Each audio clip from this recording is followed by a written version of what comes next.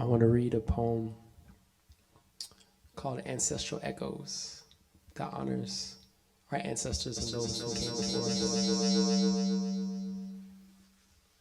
Because I know that I would not be who I am if not those who came before me, caring for that spirit of Ubuntu. I am because we are. So, yeah, that might be the ancestors speaking with me, you know? I don't know. Yeah, but I want to invite you all, in my culture, in my tradition, and spiritual practice, it's really meaningful to say the names of our ancestors out loud. So I invite you either to do that, or if you just want to hold them in your heart.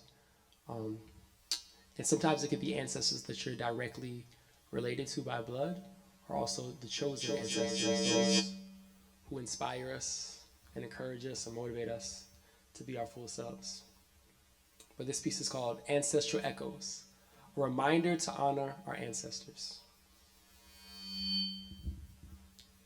Answering the ancestral echoes of our origin, we wonder how near or far the call is.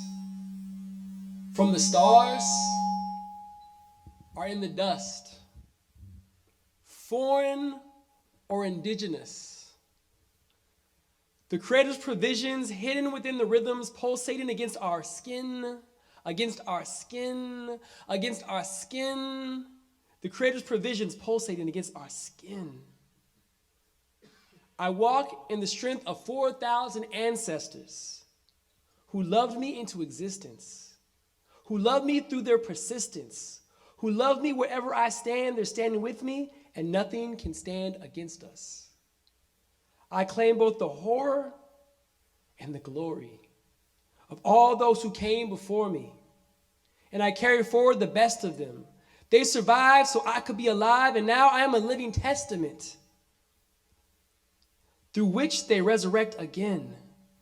From the tomb of my chest as it lifts, every breath is evidence that their spirit still takes residence, pregnant with precedence, a legacy resonant with every step, every step, every step, a legacy resonant with every step.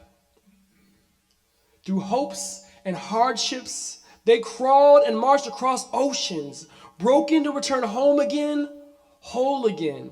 Within my soul, holding them as close as skin, like an anointed book of sacred songs and holy hymns, psalms in the palms of my open hands, open hands, open hands, psalms in the palms of my open hands. Answering the ancestral echoes of our origin, we wonder how near or far the call is, from the stars or in the dust, foreign or indigenous. The Creator's provisions hidden within the rhythms pulsating against our skin, against our skin, against our skin. The Creator's provisions hidden pulsating with our skin. Their history of victories let us know we are so much more than any tragedy or traumas.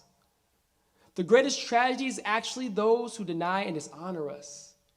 Under every trauma is the healing and wisdom and resilience it took to move beyond it. Regardless of what they call us, we are not an oppressed people. We are a liberated people. We grow to become what we practice most. We are not the sum of what the worst of whatever happened to us. We are the culmination of the mysterious, the magic, and the miraculous. Answering the ancestral echoes of our origin, we wonder how near or far the call is. From the stars or in the dust. Foreign or indigenous. The Creator's provisions hidden within the rhythms pulsating against our skin, against our skin, against our skin. The Creator's provisions hidden within the rhythms pulsating against our skin. Ashe.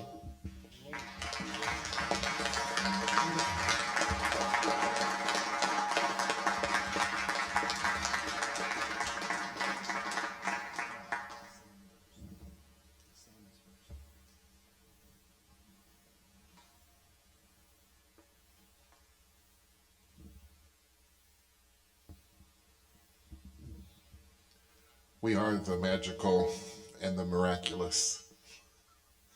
Just look around. First-person story sharing might seem second nature to this group of men accustomed to our Illuman council circles, or those who are getting the hang of it after a couple of times. Just think, how many times have you been prompted to tell a story when you had to summon courage to speak to a brother on what was on your heart? Truly, this vulnerable container for telling the truth transforms mere anecdotes into a sacred canon in our lives.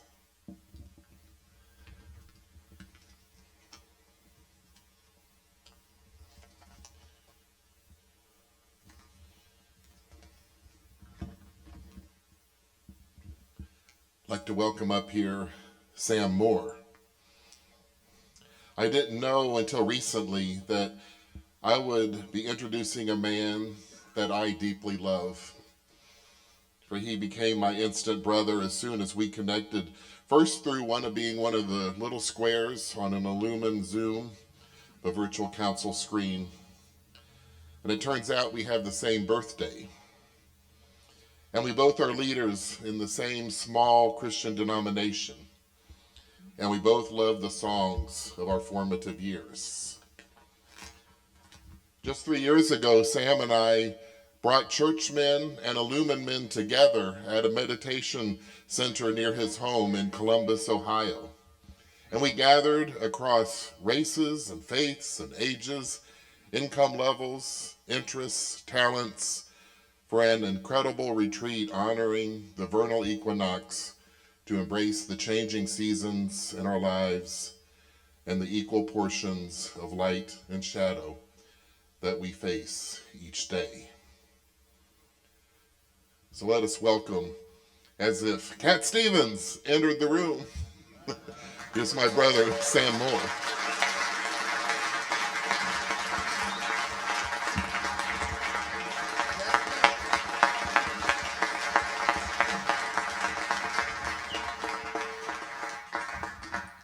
Brothers, good evening. I am here.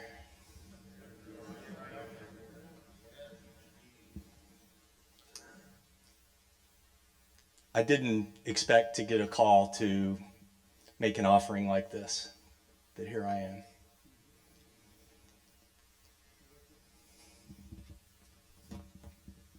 November 25, 1899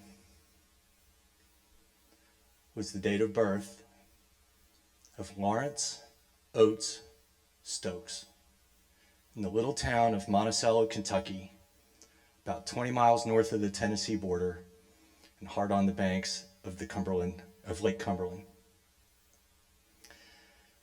Lawrence Oates Stokes was my grandfather, and my name is Samuel Stokes Moore. My grandfather, by reputation, was a scrappy little guy, about that tall, fierce competitor on the basketball courts of rural Kentucky high school. But I didn't know him as the scrappy little basketball player. Our time together was defined mostly in the years after he suffered his second stroke, when I was about 6 years old. And my time with him was not that of my older brothers, who got to go fishing, who had other experiences with him as an able-bodied person that I was not able to enjoy. And I think that was rather a disappointment to him that he didn't have that experience with me, because we did have 27 years together in total.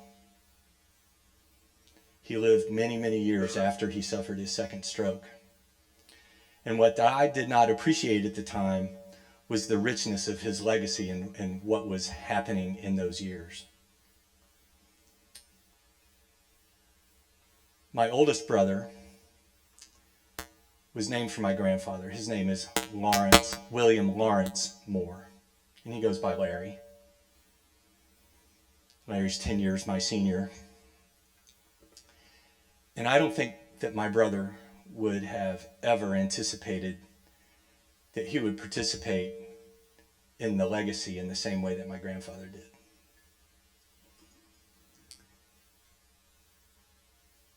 When I was a little boy, we did have opportunities to build shared experience. My parents would drive me 30 miles over the river and through the woods to Harrodsburg, Kentucky, where they lived. We lived in Lexington, and that's still my ancestral home and where my family is today, including my brother Larry. But those were magical days even then, because going to grandmother and granddaddy's house was always a treat.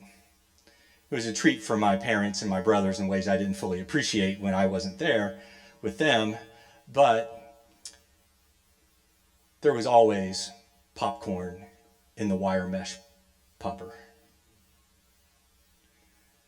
spread out over newspapers with hot butter dripped on the top.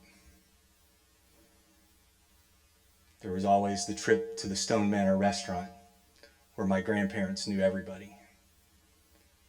And everybody knew me because they knew my grandparents.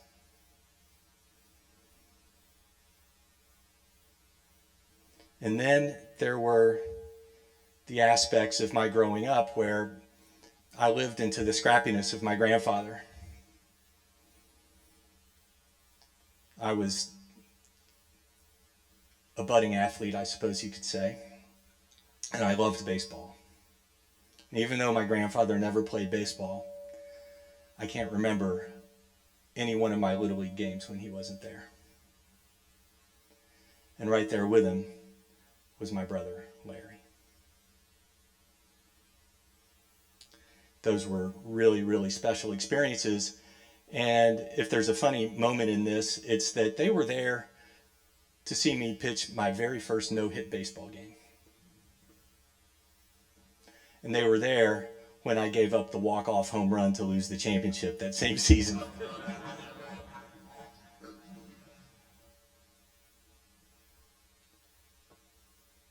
But that was when I was 12 years old.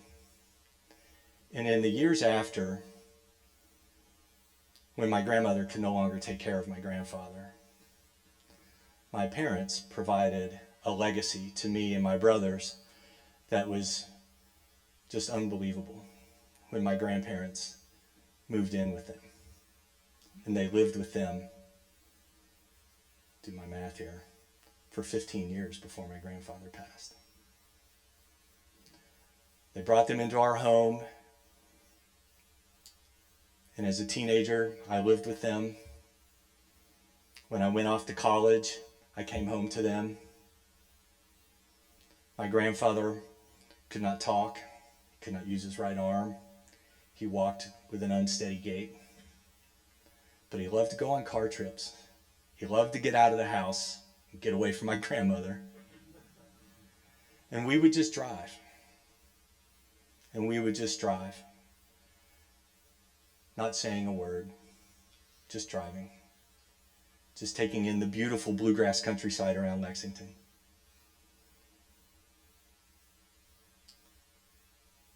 And when he passed, we were all sad. But in the tradition in which we were raised, we knew that he was in the best place.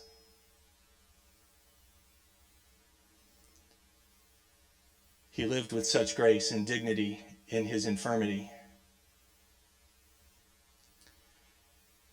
And now my brother, he was diagnosed with multiple sclerosis at the age of 34. He's now 71, 37 years later, and living in a nursing home in Lexington. The MS has been cruel to him. But true to the example of our grandfather, he has borne it with grace and with dignity. Defeated is not a word you use to describe either my grandfather or my brother. And so now comes how this applies to me.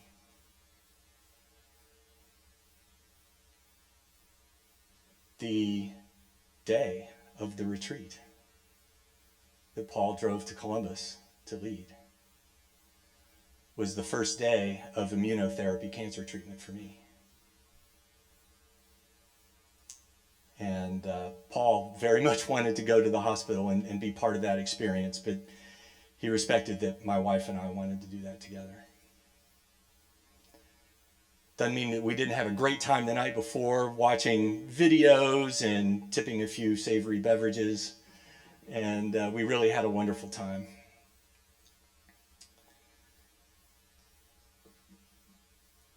So the immunotherapy continued for several months while it shrunk the tumor in my left armpit. And then the tumor was removed the week after Awaken last year.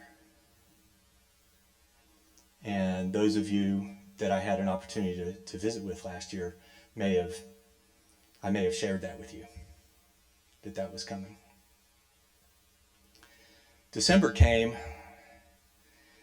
and after surgery, and after 2 months of a different immunotherapy, much stronger and with much more severe side effects,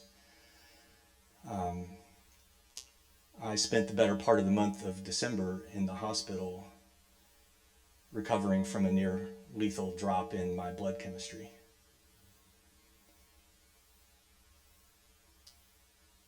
The ensuing months after surgery and a bit more treatment were good months, and have been good months of relative good health and strength and normal activity.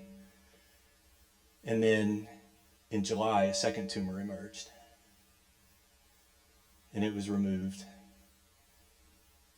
And the day before Awaken 2024, I completed my 33rd treatment of radiation. And when I get back to Columbus on Monday, I began a course of chemotherapy. So the legacy of grace and dignity of my grandfather and my brother are very strong with me. And I'm grateful to them for their strength and their love. Thank you.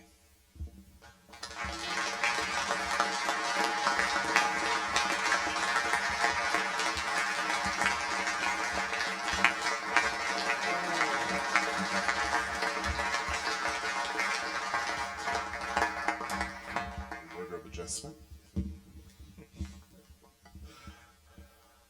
Our next storyteller is no stranger to us, and yet proudly strange in his most loving way. That sets him apart in the sacred work he dares to initiate. T. Michael Rock is from the Dakota and Ojibwe lands that are also referred to as the Twin Cities. And T was my initiator for my men's rites of passage in 2015 that I experienced on the cusp of the Iron Range in the North Woods of Minnesota. And when it came time for me to begin my hard work there, I looked into T's eyes and I saw utter strength and compassion, tenderness and love. So I knew I could do this. So let's welcome in this way, as if Bob Dylan entered the room with the banjo and harmonica, T. Michael Rock.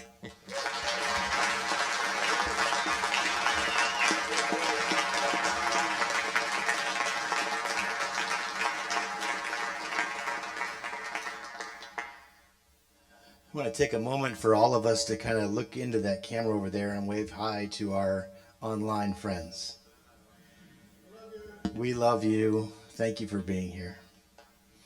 A deep breath and love for all of you here, but those at home as well. So, thanks, Sam. Oh, we'll continue to hold you. So my story tonight begins when I'm 15. After growing up in a family of a very ambitious dad who loved the Navy and his work and his Protestant work ethic, and we question whether that extended to the rest of us. He tried, did the best he could. But when I was 15, my mother had an affair and left the family and left my dad with me and my little brother. My older brother was in college. And all of a sudden, this man who was kind of distant and not always present needed me and loved me. And ooh, was that cool for a 15-year-old. I thought it was the best thing you could imagine. If you ever had a dysfunctional relationship with your parent, where you were codependent and they needed you and loved you in a way that was maybe not the most appropriate way, you identify with this story. Amen? Right? So that's kind of how it was. I loved every second of it. I had attention. I had encouragement and affirmation and love in a way I never had before. And then he found a person in his life to love that wasn't me. And you know what I felt like? You ever been left before? Abandoned by the person who you always wanted to love you? But that's not my story. I mean, it is my story, but it's not the most important thing in my story. My grandmother witnessed that and wrote me a letter and held my story in that. She witnessed that I'd always needed that love. I was shown that love, and it was taken away, and she understood. Now, when I was 19, I had done some inappropriate healing from those experiences of abandonment and just had a lot of fun. And did some partying along the way and had some fun with the Grateful Dead, and it was just a great time.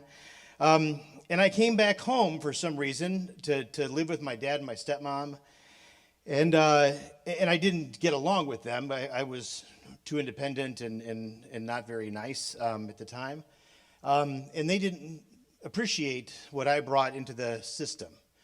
And so when I was 19, they said, you are no longer welcome to live here. And I thought it was great. I'm going to show them. Ended up at my friend's basement, slept a few nights, called a former church camp director and said, hey, I need a place to go and a place to work, a place to live. And they were like, of course, you're one of our favorite campers when you were in high school. Come back, come back. And so I had to get there. So I hitchhiked through Wisconsin to catch a ferry to Michigan to go to camp. On the way on my hitchhiking journey, I got arrested. Not because I did anything wrong. Get your minds out of that. There was a guy who had escaped a prison transport in a jean jacket, white guy with a goatee and blue jeans and a jean jacket, and they happened to be looking for people like that, and I was one of those. And so I spent a couple nights in jail in this small county north of Milwaukee, and they found the guy, that particular department, sheriff's department, and they shared the reward with the other two guys they picked up and were sitting in jail for 2 days. And all of a sudden, I had the cash money to get to camp. That's not my story either. Because when I got to camp, the first piece of mail I opened was from my grandmother, who in a devastating time in my life said, you have my unconditional love and God's unconditional love, and you will never be part of that, apart from that. And it healed me. I decided later during that time of my life to actually get some education and do something myself. And so I did some of that kind of thing that some people like to do. But again, that's not part of my story, because along the way, she would write me letters and say, hey, no matter who you are, no matter what you do, no matter what degrees you get, you will always have my love. And my grandfather's love. She always spoke for him because it was hard for him to say that. But all those accomplishments I had academically and those kind of things, that's not my story. And then along the way, there's different things that happen, and there's always letters and correspondence from my grandmother, mostly the upper room. You ever get that daily devotional? She would find one, rip it out, and highlight a certain line. It said, "Oh, the Spirit said, I wanted to give this to you." Randomly beautiful letters, handwritten in her handwriting, healed me all along my journey that I didn't even know I needed to hear. When I'm 47, I go get, because my primary care doc and I were both 47, and we realized that our fathers both had lots of polyps in our colon, so we should get a colonoscopy. And I had my first colonoscopy at 47, and I came out of that with a diagnosis of cancer. 3 tumors, each transept, colon's going to be removed. 3 weeks later, I'm in surgery. It's gone. But it's supposed to be all gone, but it's not. Why do they say that? I don't know. But it's not all gone. I got a hernia operation the next year because I rushed back from, not because I'm a stupid man, rushed back from my recovery from that belly surgery. I'm moving patio blocks, and I got a hernia on my scar because I have a 36-inch scar down my belly. So they went to repair the hernia, and he found that cancer on my liver. So now it's inoperable. They gave me 2 years to live. That's in 2016. Again, they're wrong. And so I survived that. Comes back on my lung. I'm taken care of by my beautiful Illuman brother Doug right there during part of that. And all along the way, who sends me notes and caring is that grandmother. And I've done a lot of visits with her, and I've sat at her kitchen table, and she's told stories and stories about what it was like to be part of my grandfather's family. So I survived this cancer thing, and along the way, she's writing these beautiful notes on my Caring Bridge site about my reflections of cancer being my radical teacher, and how much I really needed that cancer to actually understand myself and who I am in my life, and how I actually became grateful in some way for this experience. And so she invites my family to spend time with her, and we get up early one morning, and we have coffee at the kitchen table. And all those stories lead up to her finally trusting me with her story. If she hadn't witnessed all those other things, she would never have allowed me in to her deepest pain. See, my grandmother was an enigma. Nobody knew really where she came from. Her parents in our family lore were drinkers and smokers and not reputable people.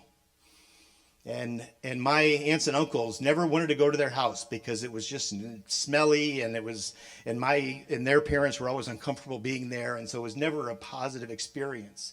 So I heard this lore, but I never knew those people. And it turns out that my grandmother, she says, was born on the West Coast, probably in Nevada somewhere, in a brothel. My great-grandmother, her parents died of a disease when they lived in Ohio, and a train engineer went to the orphanage and bought single girls to serve in the brothels in Nevada and along the gold mine rush.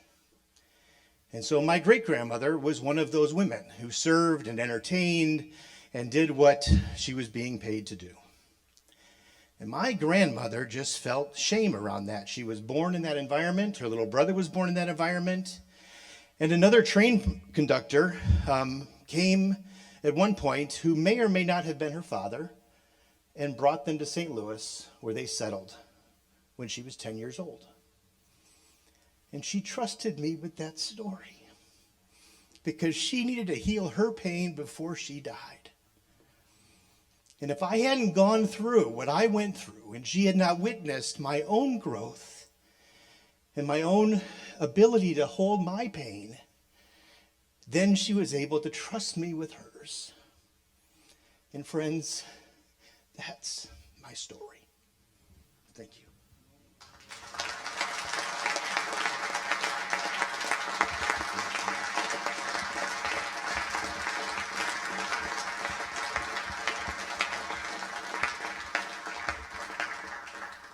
Jean, what's her name?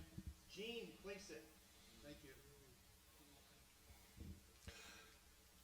Our final storyteller tonight, until you all take over, is Dan Vanoli. He is 79 years old, lives in Centerville, Ohio, with his wife, Beth. And he spent most of his life working in computer systems development for the United States Air Force. He did his MROP in 2013 in Pennsylvania and notes how he was blessed to have Joel Blunk as his head weaver. So we invoke Joel here. And how blessed at the last Awaken to hear from him. And Joel, if you're watching, I love you, brother. What would all of us give for that privilege today to hear his continuing story? So Daniel works with brothers Brian Mueller and Tom Sparrow in planning the meetings of the Southwest chapter of Ohio Illuman. He's also a volunteer and lay preacher at St. Paul United Methodist Church in Dayton. Let's welcome Dan Vanoli.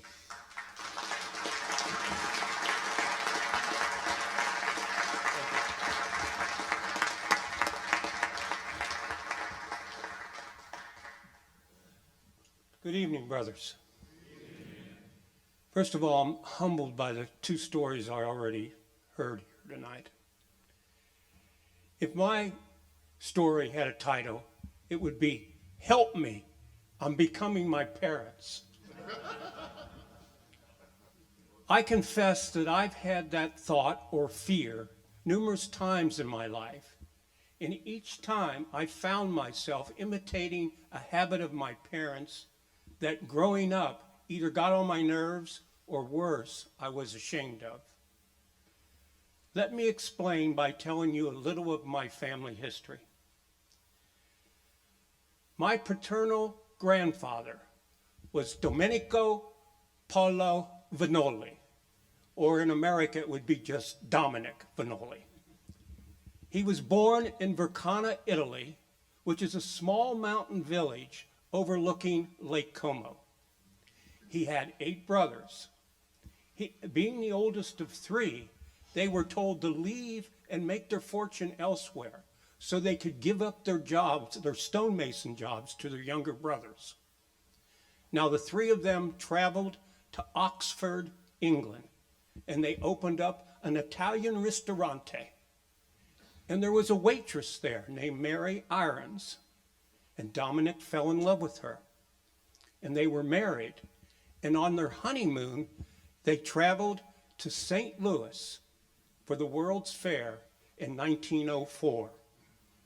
And on their way back, they stopped in Cincinnati, Ohio, and by then, they have fallen so in love with America that they extended their honeymoon by settling right there.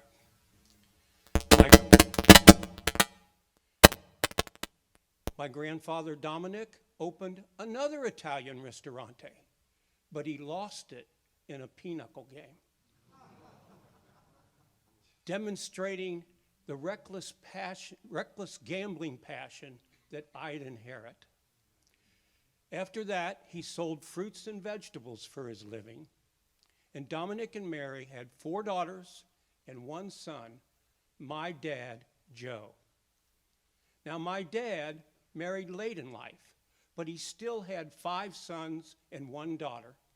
And I was the 3rd child, born in 1945 And I give that date because it plays a part in the mystery that I had to confront. Growing up, when I would ask about my grandfather, my father would just give sketchy information. And that made me think that something was amiss. Now, what complicated our early family life was in 1950, my mother contracted tuberculosis while giving birth to my twin brothers. My dad placed my older brother, my sister, and me in an orphanage while he managed the crisis. And we were in that orphanage for over a year. And I remember it because it was the loneliest year of my life. I wet the bed almost every night. And except for the infrequent visits of my dad, I only saw my older brother once and my sister twice.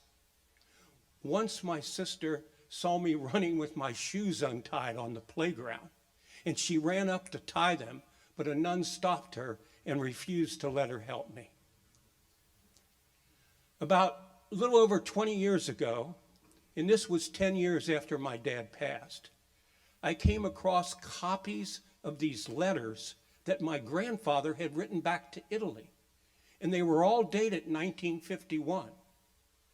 Well, I was born, and I even drove to the return address on the letters, and there was a 2-story shotgun house still standing on the outskirts of the University of Cincinnati's campus. Now, I was born in 1945, and those letters were dated in 1951. And suddenly, I realized I had no recollection of ever meeting my grandfather. My grandfather was alive for the first 7 years of my life, and I never met the man.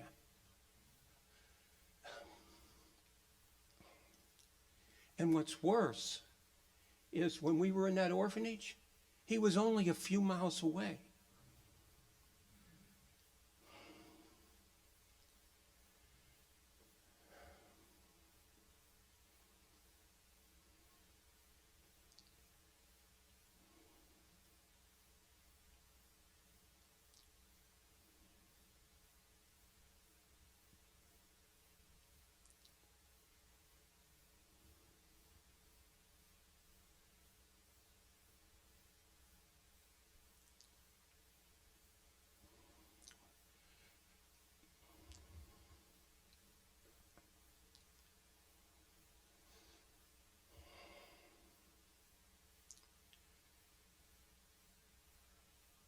So now you might ask, what was my relationship like with my dad?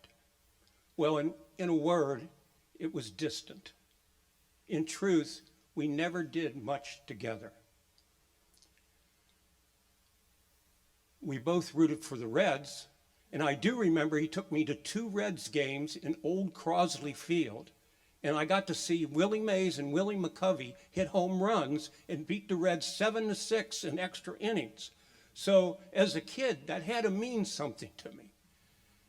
When I was a freshman in high school, I enrolled at St. Xavier High School in downtown Cincinnati, Ohio. And it was revered for its academics. And even though it was a 1-hour bus ride down and back, I loved it. My school books became my best friends, and I attacked my studies. But halfway through my freshman year, the bursar at St. X High called my dad's employer and complained that he was way behind on his tuition payments. My dad came home incensed. He said, "You're going down to that school and withdraw because they embarrassed me." And I remember getting on that bus, crying all the way down, and I crept up to the dean's desk and I told him I was quitting and why. And he got up and he disappeared into the principal's office. And he came out about 2 minutes later and said, "Dan, we're going to give you a 4-year scholarship." And my heart jumped out of my chest. And I was so happy, I thought that bus was flying me home. And I ran into the house to tell my dad the good news, and he exploded. And he said, you get back on that bus and you go down there and tell them we're not going to accept their damn charity. And I did. And somewhere on the bus ride down and back, my tears turned to anger. And I carried that anger for a long time. Karma's a funny thing, though.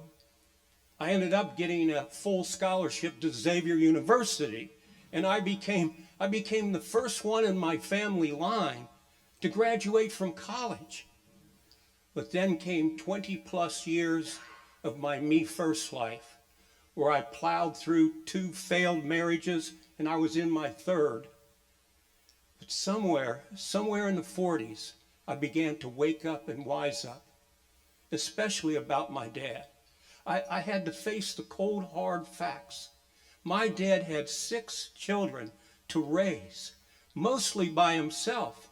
You see, my mother was bipolar, and she spent 14 years in and out of mental institutions. So he had to arrange for all that care. We never had a normal family life. I don't know who does.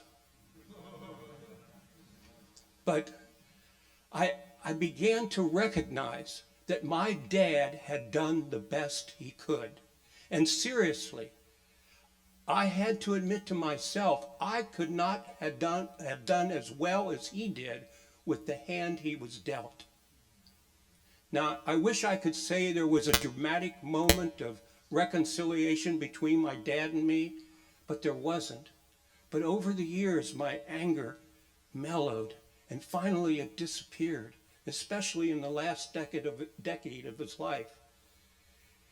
His health deteriorated. He had both legs amputated because of diabetes, and he ended up in a care facility. But even then, in his own small way, he kept in touch with all his grandchildren by making these homemade birthday cards and drawing pictures of animals and cartoons. My dad was a gifted artist, and he did that clear to the end of his life. I think we inherit a great deal more from our parents and grandparents than we care to admit. Some good and some bad. Like my grandfather, I struggled with a gambling addiction for over half my life. And remember I told you my father was separated from my hospitalized mother for 14 years? Well, you can imagine what happened, and it did. He was unfaithful, and he had his affairs, and it made me so angry, but I ended up following in his footsteps. And when I was rearing my 3 sons, I was a distant father, just like my dad was to me. But I grew up. I grew up, and that grappling with that family secret got me to thinking. When I saw the harm that gap in the family history had caused with my dad and my siblings, I thought, what can I do to make it better for the family that comes after me? I've been blessed with 3 sons and 9 grandchildren, and I'm proud of the fathers my sons have become. And believe me, they're not distant fathers, and that's no credit to me. And I have, like my father, I too have never missed a birthday with my sons or my grandchildren. But I've done more than that. I've attended their sport games.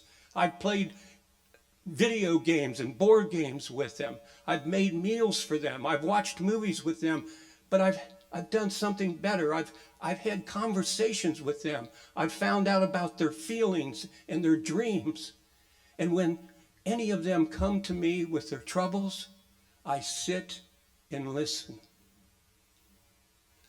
About 9 years ago, I was babysitting for my youngest grandchild, Rowan, for a day. He was only 18 months old then. And when it came time for his nap, I rocked him to sleep. And when he fell asleep, I didn't put him in his crib. I just let him sleep on my lap. And something calm and mystical happened as I held him there with all that life and all that potential. And something wonderful happened in those 2 hours because our relationship has been special ever since. He calls me all the time and asks me how I'm doing. And on his school break, from his school year breaks and his holidays, we get together. And when he comes to visit me, he wants to help me with what I am doing. And he loves to go down to the food pantry where I volunteer and help me. And I never get tired of his hugs or when he calls me Papa. I suppose what I have learned is that in some things, it's okay to become your parents. Hanani.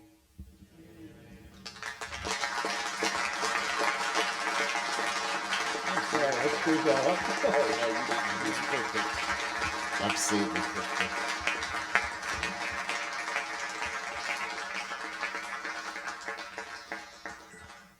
So we're creating a narrative, putting these pieces of stories together into our meta tale.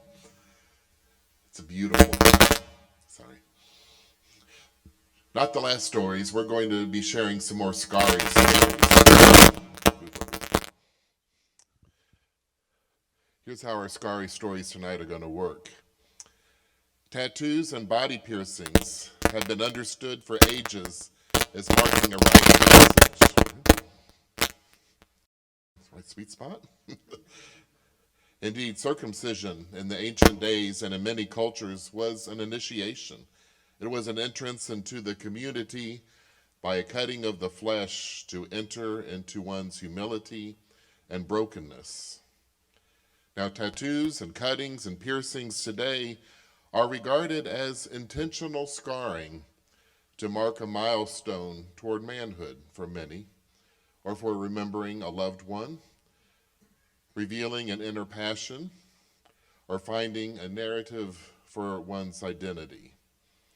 So if you have a tattoo or a piercing and don't mind to show it or to share your story, I invite you to raise your hand and invite 1 or 2 men in a small group around you to hear your Scary story.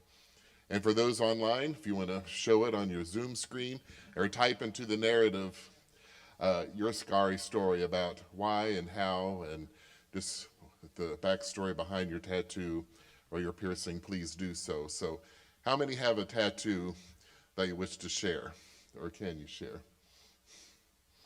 And some of you are busted, raise your but if you wish to share. So go ahead, and if you need to move, come hear these stories. We'll do this for about 5 minutes. So keep your hands raised until you have a following. Tattoo or piercing or cutting or something that was intentional. Yep. So. Thank you, brothers. We are switching up a little bit of our schedule tonight. Our other main speaker, James Vukolich Kagegaba, remember to say that when he comes here, Kagegaba, is just running a little bit late. So he was delayed, and so we're adapting. So you got a little more storytelling tonight than we had planned on. But James will be here and lead us tomorrow morning. So we're really grateful for his experience as a person who has found his story through the Ojibwe language. And he has developed a deep work in teaching Ojibwe language and ancestral language to others. So we'll welcome him tomorrow morning. He'll be here tonight too, so he'll probably be at the reception time. But we're going to have a better reception because we'll have more time, we'll be less tired. But until we get to that time, we're going to hear from our brother Joe Davis. We're going to hear some announcements from Mike Clausen, and then we're going to get the gift of music from Eric.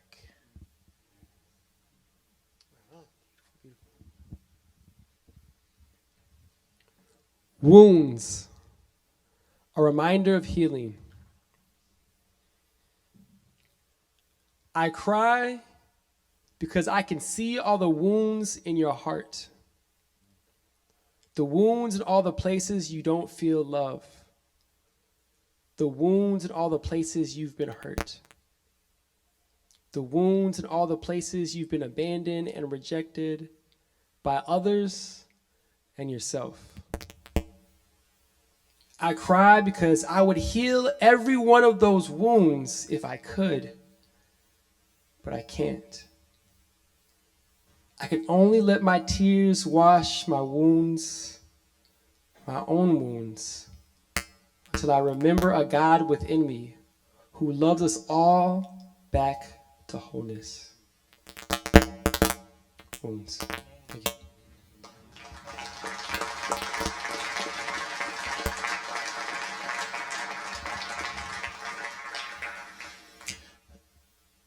I appreciate y'all being patient with the sound, because I just realized that the reason that you hear the crackling and the feedback is because we wanted to be able to look at each other, to see each other in the round, because it's happening because we're in front of the speakers.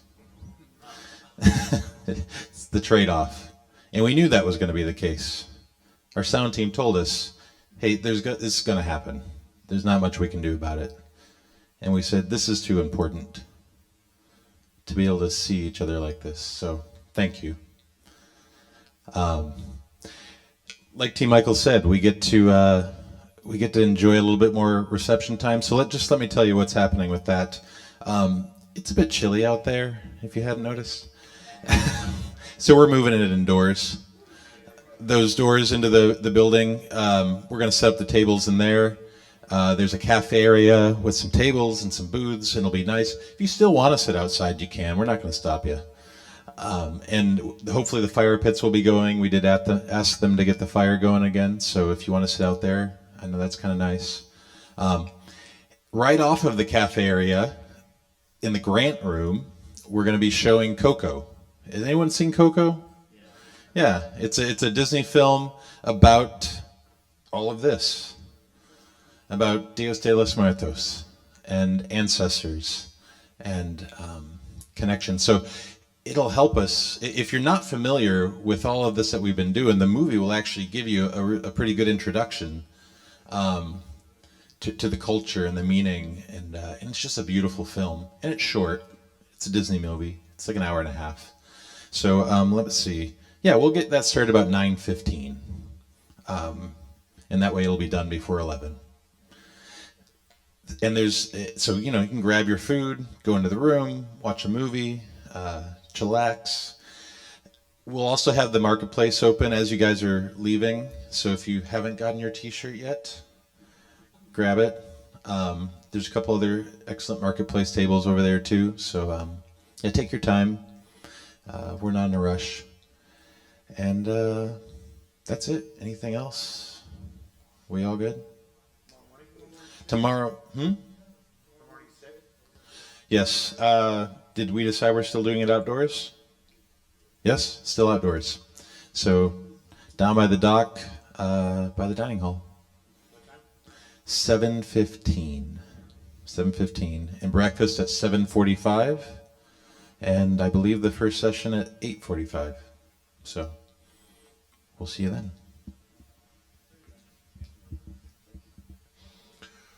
We in the Illuman of the Ozarks chapter are so spoiled, so blessed. The combination of not only who the brothers are as individual men, but one in particular selflessly shares his talent. Eric Fredrickson is a professional musician, composer, songwriter, and I think of the significant moments of his presence. When the trauma happened on our city streets of Ferguson, he wrote this incredible ballad to give voice to what all of us were feeling. And then he has a song about a jellyfish that you have to ask him about. That's incredible. Usually we get kicked out of so many rooms at Tamaya when we were there because we just sang until the night went on. Because he generously knows how to rekindle that spirit that only music can do. Eric composed a Christmas musical, but get this, it was an interfaith Christmas musical. So much wonder and so much imagination that went into that. And but he is our court musician here tonight, so he has a song that he wants to share, and then he'll close his set of two with the theme that he wrote especially for tonight, Roots and Horizons. So thank you, Eric. You know, along with the theme we're doing for Awaken 2024. And been thinking about it for a while. Haven't gotten around to it, about a week ago. The music came to me. And of course, the theme and reading about everything that's going to be going on here, everything's been going through my mind and being synthesized. And a few days ago, the words came. So I haven't had time to totally memorize it, but it's right here. It was really the Spirit moving. I have the song, I'm Coming. And I've done a little singing with a person who just started coming to our chapter this year, Steve. And he has a great voice. He can just hear things in harmony. I was thinking, gosh, I'm going to get him to come up and sing a little bit, at least on the ending here. And then we're riding in the car, and lo and behold, we picked up somebody, Andrew, who flew in from Virginia, right? And he was staying up in Overland, northern part of St. Louis. We picked him up, and all of a sudden, everybody's talking. I'm listening to this, and he starts talking about his choral work and his singing and his music. I'm listening to all this, and I'm going, my mind's going, uh-oh, I've got a third voice. So we kind of sprang this on him, and we put it together really well. And come on up here, guys. They're going to help me with this, okay? So we have Steve, and we have Andrew. Okay, we've got it going.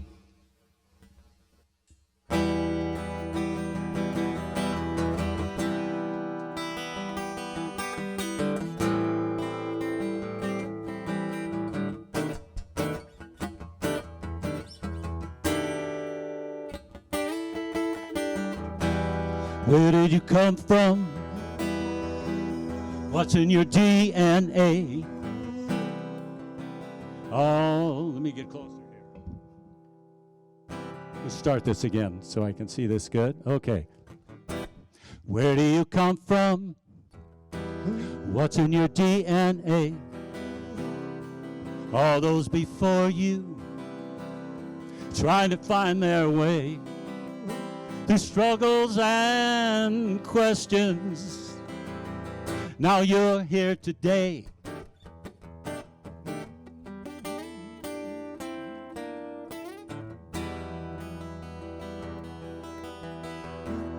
Ancestors calling, don't make the same mistakes. Look at the good things that we did create. So now it's your turn. The future's at stake.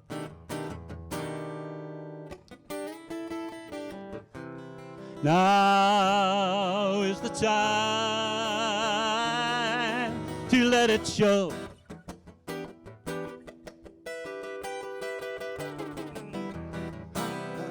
What's inside? Let the Spirit flow.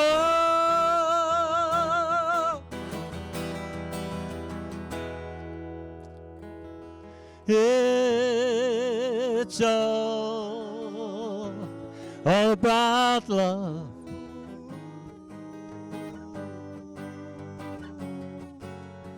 That's what shines through the stars above.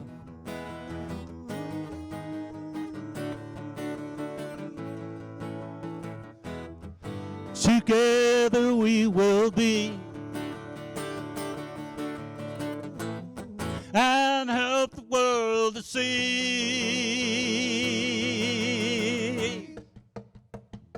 It's all about love.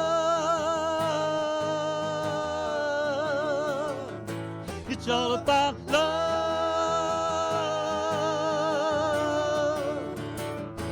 It's all about love.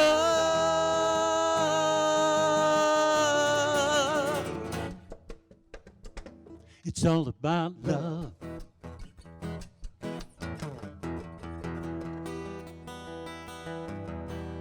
Do you remember the innocence you once knew? Where is it hiding? Somewhere inside of you. Roots and horizons will lead you there soon.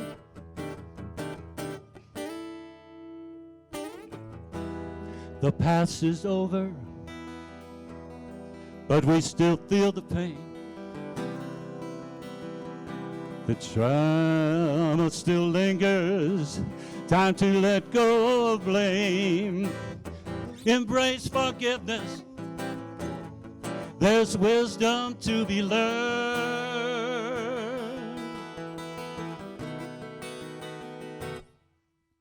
Now it's time to show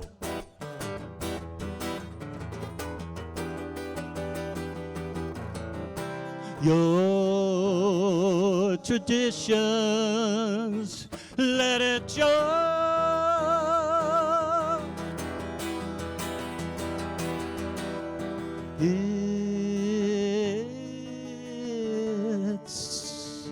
It's all about love.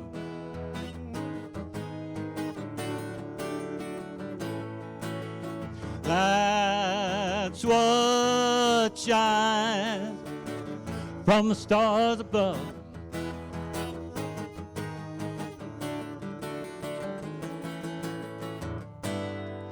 Together we will be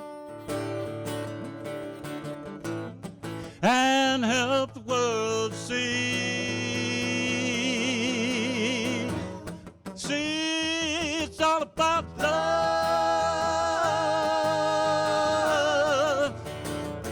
It's all about love. Oh, it's all about love. Oh, it's all about love.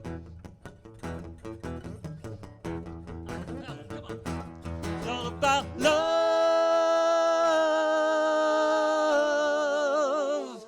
It's all about love.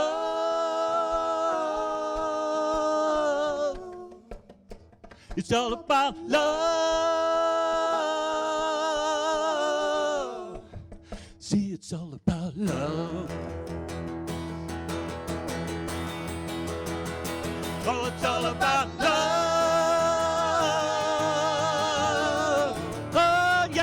It's all about love.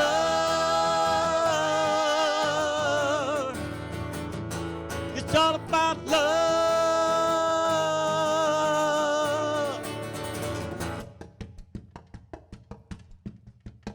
It's all about love.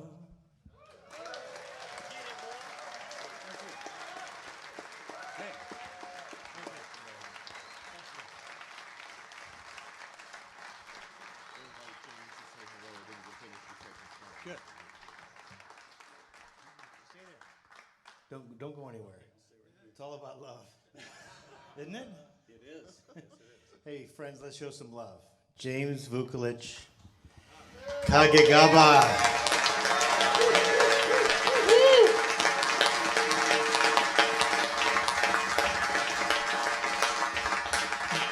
Brothers, I just want to just thank you for the patience that you've shown tonight, and I want to introduce James. I know he's traveled far, and like there's bumps in the road as there always is in life, but I'm absolutely thrilled that you are here and that James is here. Very quickly, you'll learn more about James tomorrow, but just as an introduction, and this goes perfectly well with the theme, I've heard it said by our native and tribal peoples, the elders, who say, we honor the ancestors when we do what they could not.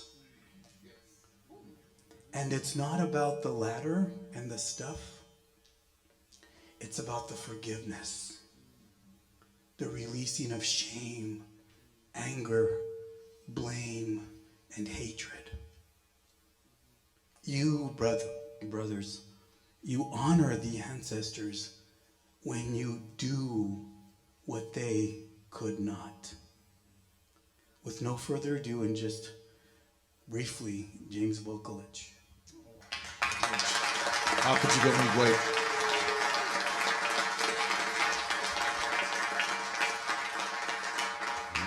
I'm so happy to be here with all of you tonight, and I'd like to begin this properly from an Ojibwe, Anishinaabe perspective. I'd like to do a protocol greeting for you all.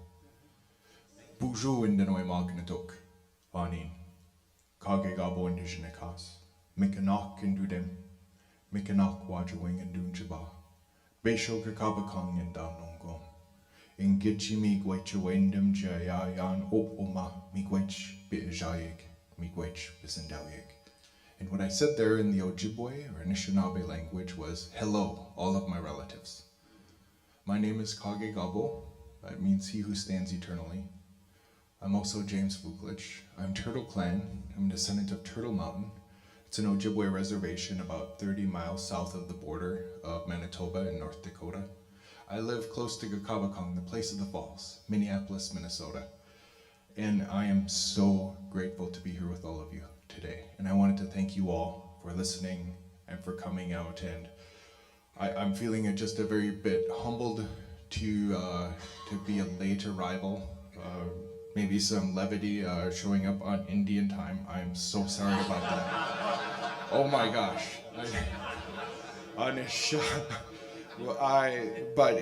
There are bumps in the road. I am so excited to have an opportunity to speak to you all about a concept that has radically transformed the way I look at my life and how I live it, and the opportunity to share this with all of you. It's a concept called 7 generations. It's one that shows up internationally in Indian country. For example, the Lakota warrior and holy man, He Haka Sapa. You'll have to forgive my Lakota, it's poor at best. Black Elk. He spoke of 7 generations after that terrible battle at Wounded Knee. For him, he said it's going to take us 7 generations for us to put the Hoop of Life whole together again with the Wasichu, with the Americans. For him, this was a unit of time. And as a young man, I heard the Haudenosaunee, the Iroquois teaching that came from Deganawida, the great peacemaker. And when he brought the great laws of peace to his people, he told them that in every one of your decisions, in every one of your deliberations, you will have to think 7 generations into the future. And the first time I heard that, I found that very profound, yet a little confounding. How do we do that? How do we come up with an action, a choice, a decision that has the potential to affect someone we'll never see, speak to, listen to, or hold? Someone 7 generations from now. And what I'd love to share with you all is an Anishinaabe, Ojibwe, Chippewa, Nukawe, Saulteaux perspective of that. Each one of those names is referring to the same group of people. In Minnesota, we call ourselves Ojibwe and Anishinaabe. I'll use those interchangeably. And why I'm so specific about this, not everyone's aware of this fact, but Lakota, Dakota, Nakota, Haudenosaunee, Iroquois, and Ojibwe, their languages are different, comparatively speaking, as different from each other as Somali, Mandarin Chinese, and German. 3 different languages spoken on 3 different continents by 3 different nations of people. And although we share some cultural, spiritual, physiological characteristics, each one's unique. So that opportunity to speak about an Ojibwe Anishinaabe perspective, I'd love to be clear about that in the beginning. And now that we know that 7 generations, that our choices and our actions, our decisions have the potential to affect someone we'll never see, speak to, listen to, or hold, I'm looking forward to tomorrow having an opportunity to speak about how we can do that, how our ancestors passed down a way of life called Minobumatsuwen, the good life, life of peace, a life of balance, and how to do that with our 7 grandfather teachings. And if we're able to do that, and particularly as men, and go into what that word means to be an ogechida, to be a warrior, to be a kijenabe, to be a kind man, how we can do that with when we lead lives with saki ituan, with love, with depoiwan, with truth, with guaiquatizawan, with virtue, with righteousness, with honesty, with dabasaindazawan, with humility, with manachi ituan, with respect for one another, or acknowledge the sanctity of our relatives' lives. With Sungada Ewan, with strength of heart, and ultimately acting with Nabuak Kawan, with wisdom, with intelligence, in an enlightened way. And on that note, I'd like to say, Mis Gogiget, Minotal Gozieg, Negamojik. The singer sounded really good tonight. To walk into that and have to follow up after that, that was a killer performance. Mi Gwech, Nagamoyeg, Nagamotawian, thank you for singing for us. Thank you for singing. And maybe I look forward to seeing you tomorrow. We don't have a word for goodbye. It's Gigawabman. I'll see you. Gigawabman Wabang. I'll see you tomorrow. Mi Gwech.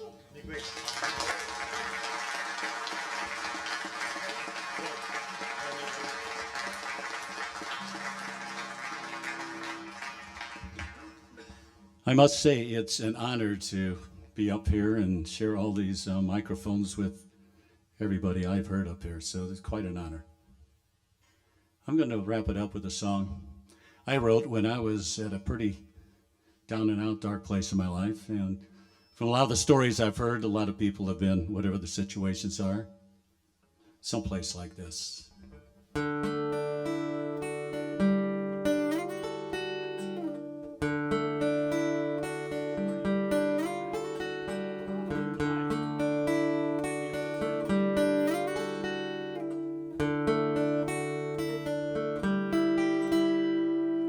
Light, keep on shining on me. It's been so long, it's able to see. I've been so long in the dark. I'm ready for a brand new start.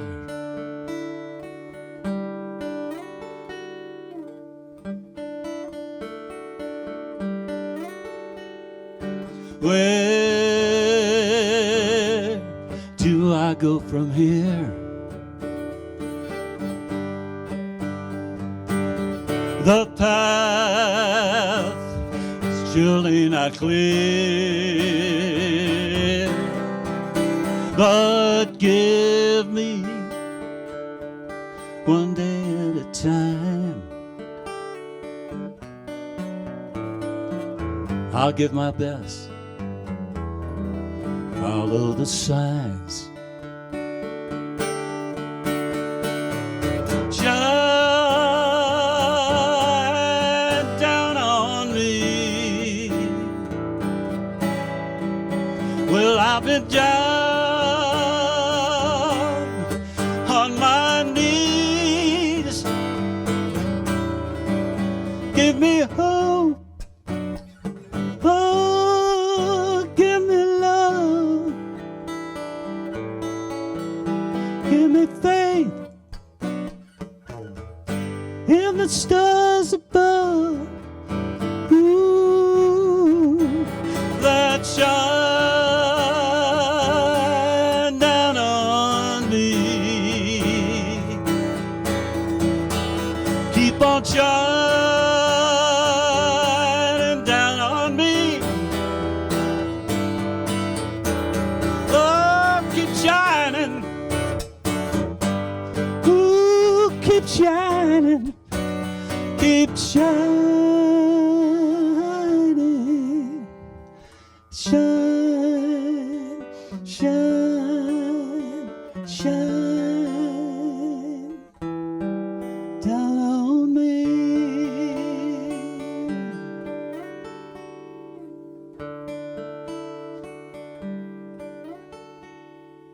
lost.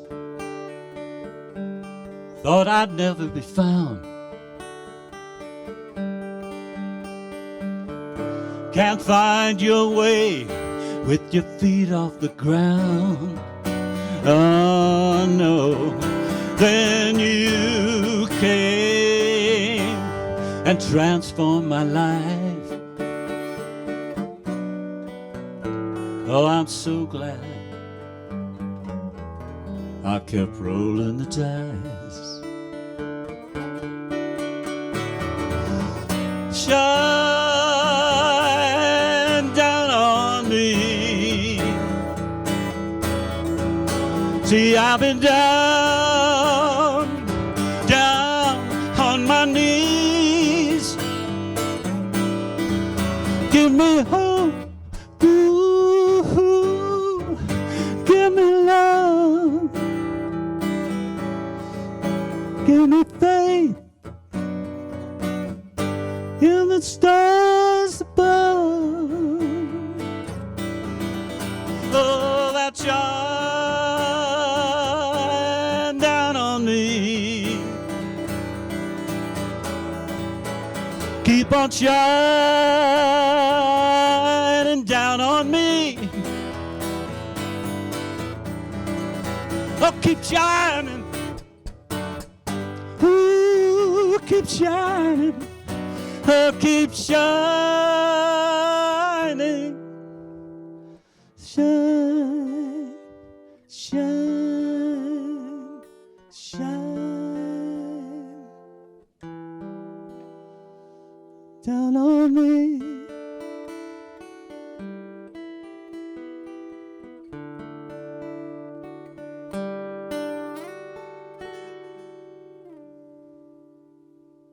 Thank you.